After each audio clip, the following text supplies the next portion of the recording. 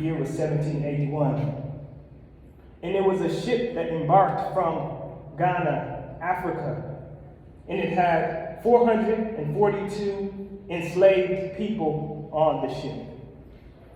After a journey of 2 months and a bunch of misdirection and bad weather, 62 of the enslaved people were dead, and 7 of the crew members were dead also. This is because disease had ran rampant on this ship, and people were passing away. So the captain of the ship, Luke Collingwood, he started to feel the financial strain of this, because insurance didn't cover if a slave died when he was sick. Insurance only covered if a slave died and he drowned. So he had this idea, and he immediately ordered 130 slaves to be thrown overboard to their death. And he claimed this was because he wanted to stop the disease from spreading. So the owners went to court to see if they could get the insurance money. And the owners of the ship, they argued, they said, we can kill an animal if he's sick. We should be able to treat the enslaved people like that. And the court sided with the owner. Not only did this captain, did these people, not only were they not persecuted for the massacre of killing all the people, they got paid insurance money for every single person that passed away. Subhanallah. And this is the plight of the African, the enslaved African who was kidnapped from Africa and brought to America for slavery. They had to endure terrible living conditions. They had to endure some of the worst treatment. They were treated worse than cattle. And the fact, this little known fact, that was not covered in my history books when I was young, was that 30 to 40% of the Africans that came over because of slavery were Muslims. These were Muslims. These were our brothers and sisters. You see, Allah subhanahu wa ta'ala, He sent Muslims all over the world during the time of our Nabi sallallahu alayhi wa sallam and afterwards. Some of them were killed immediately once they got to where they were going. Some were raised to high ranks and became kings. The others were sentenced to live the rest of their lives as slaves. And Allahu Alam. However, they reported that the type of slavery that took place in America was some of the worst treatment of a human being ever recorded on history. And that's if you survive this middle passage. This is the trip from Africa to America, the boat ride, where they spent most of their time underneath the boat in this cramped living space. It would almost remind you of a dark basement. No ventilation, no windows. You were chained to the person next to you. And worse than that, there were no bathrooms. So if you had to relieve yourself, you just did it right there. The person next to you. Disease spread all through: malaria, smallpox, yellow fever. Not to mention, our brothers and sisters were stripped naked. Why? Because they said that this was so they couldn't hide any weapons. But it was reported that they stripped the slaves naked because they knew that Muslims could not pray in the nude. And the women didn't have it any better. Can you imagine our sisters couldn't cover themselves up? They had to be naked, exposed. They were raped on a regular basis. Sometimes they would arrived to America pregnant with the babies of their kidnappers. And even though all of this, all of the torture, all of the nightmare, the Muslims still kept their faith. There were reports that the slaves would call out to Allah subhanahu wa ta'ala in the bowels of the ship.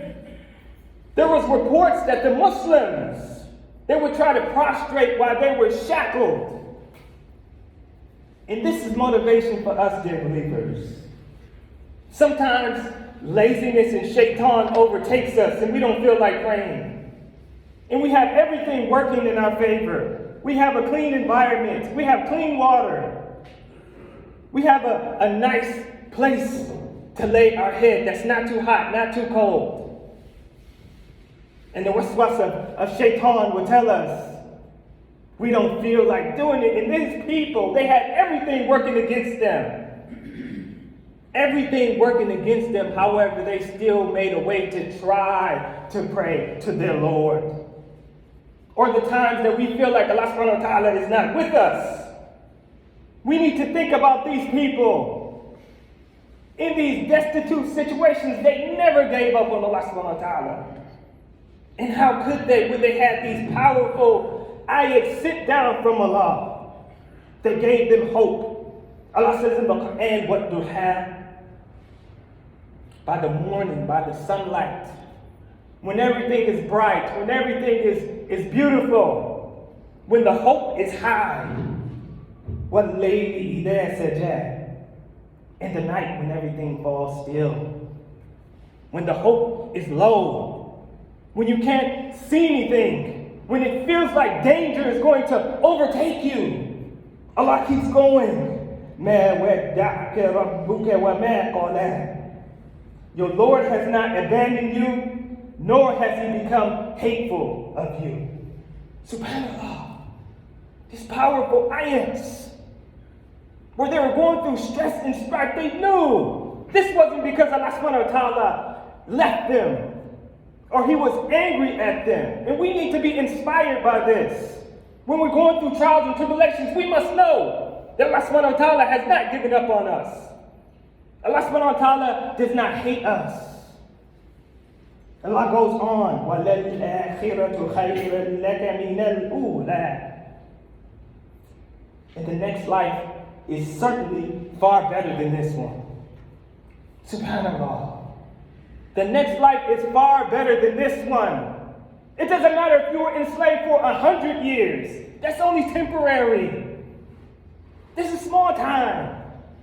There was a hadith by the Prophet sallallahu alaihi wasallam when he says that the person who lived a terrible life stepped 1 foot into Jannah and forgot about everything.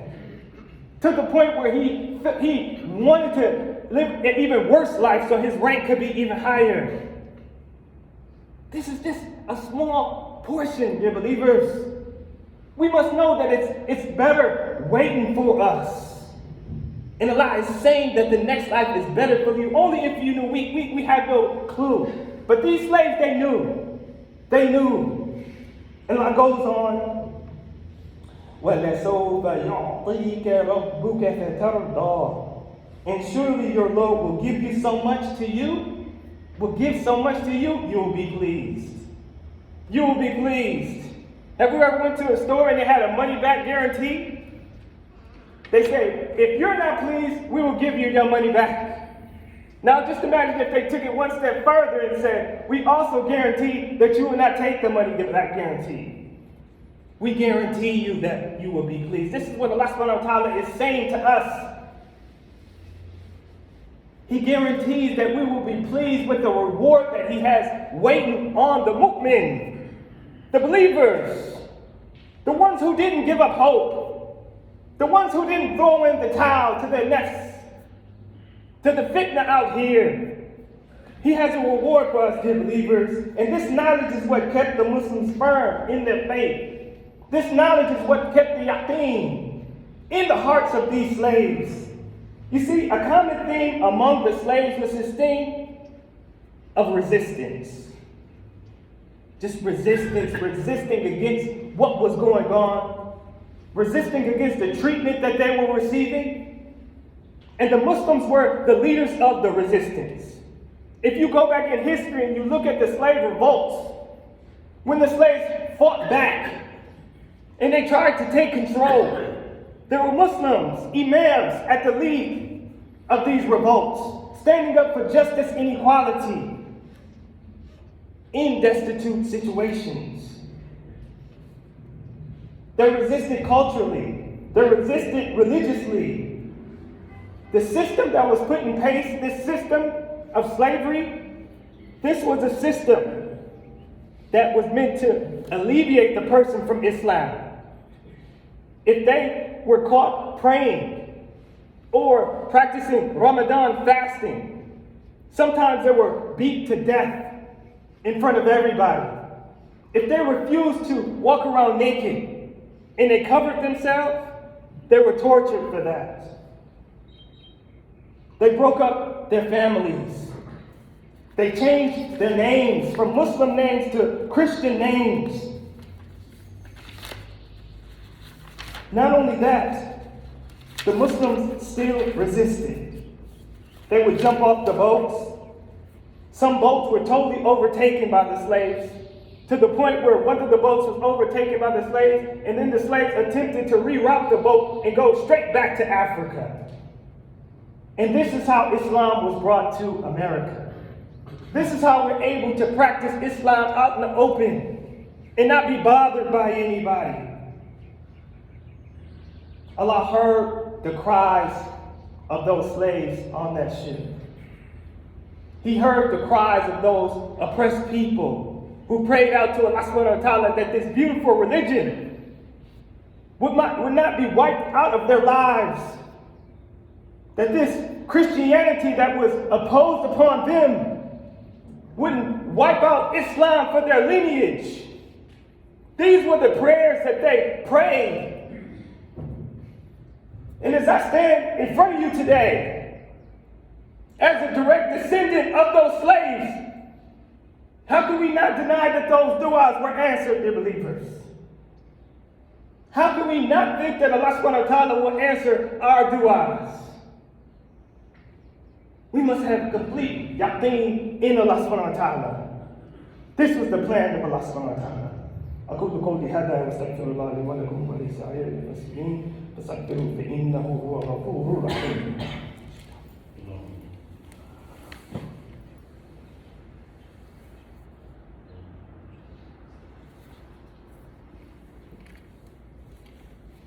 إن الحمد لله والصلاة والسلام على رسول الله. Amma ba'd. Not to mention, out of the 5 million plus Muslims in America, the African American Muslim takes up the biggest portion of those Muslims. You see, one of the things that we need to do is we need to re-examine this title of slave. We need to remove the stigma from it.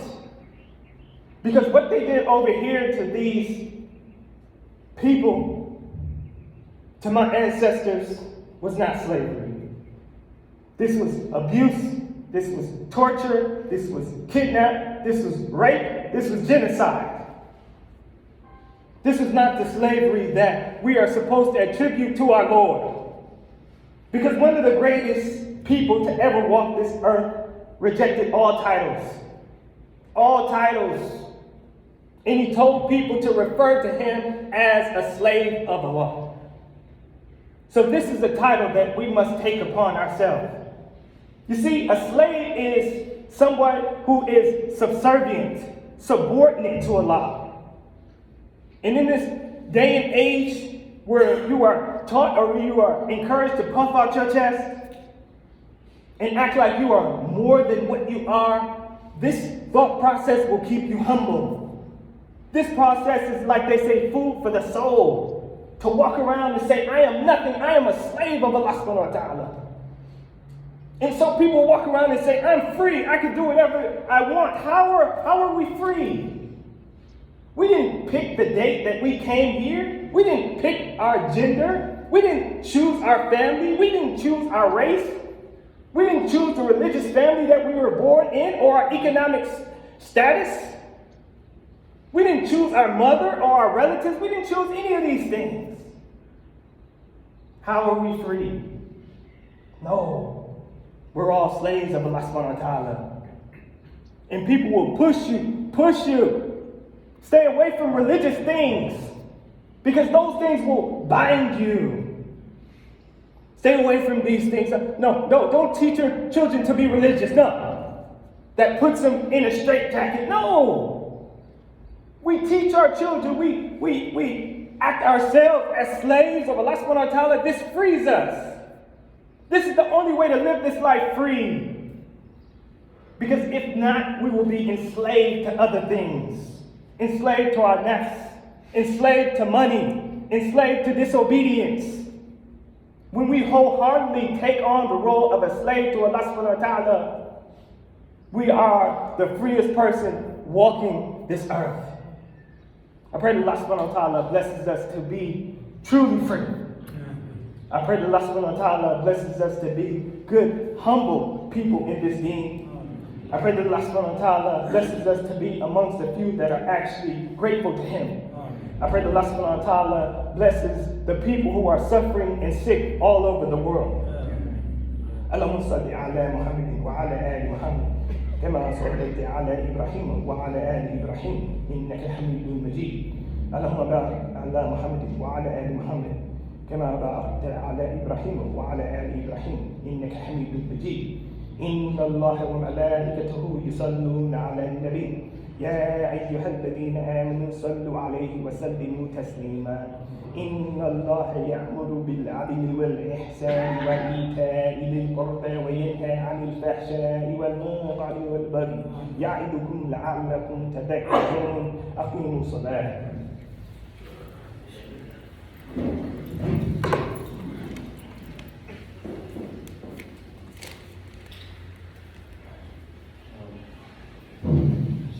الله أكبر الله